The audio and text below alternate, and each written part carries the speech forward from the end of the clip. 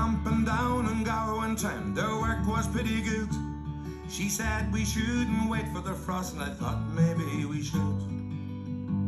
We were drinking more in those days, and fevers reached a pitch. And like a fool I led her on with the rambling itch. Now last I hear she's sleeping out way on the Derby beat. White lightning in her hip pocket and a wolfhound at her feet. And they say she even married once a man named Romany Brown.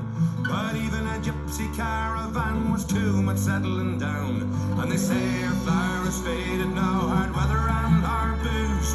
And maybe that's the price you pay for the chains that you refuse. Oh, she was a rare thing, fine as a bee's wing.